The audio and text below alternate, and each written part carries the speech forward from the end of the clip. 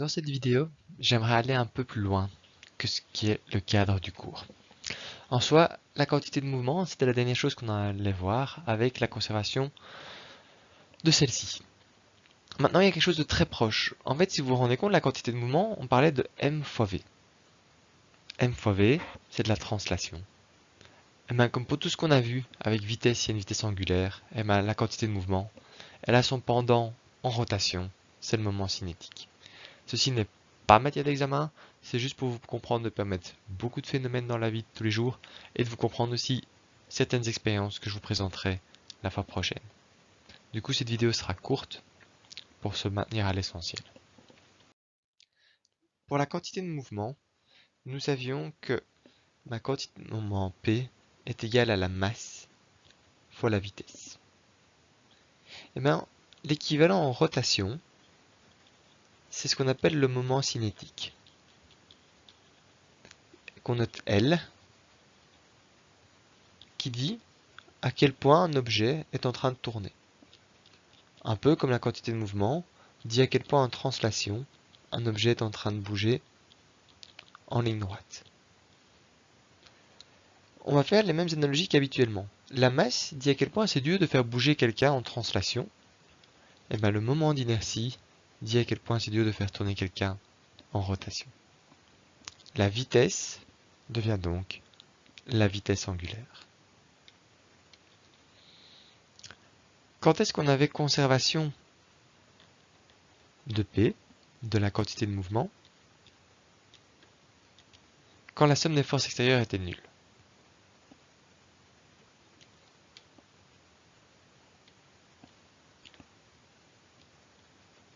Si la somme des forces extérieures est égale à 0.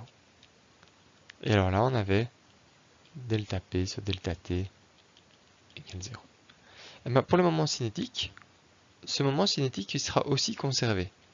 C'est-à-dire qu'on doit toujours avoir I oméga pour tout l'ensemble du système qui sera égal à 0.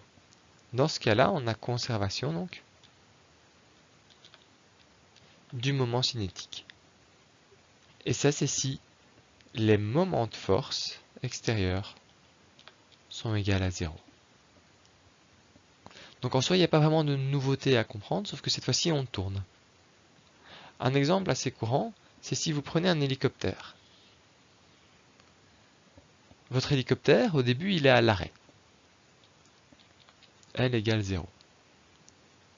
Si jamais je mets une palme dessus, et que cette palme commence à tourner dans ce sens-ci, comme j'avais L égale 0, et que c'est une force interne, c'est mon moteur à l'intérieur de mon hélicoptère qui va faire tourner ça, eh ben, je dois rester à cette conservation d'énergie cinétique, et donc quelque chose doit tourner dans l'autre sens.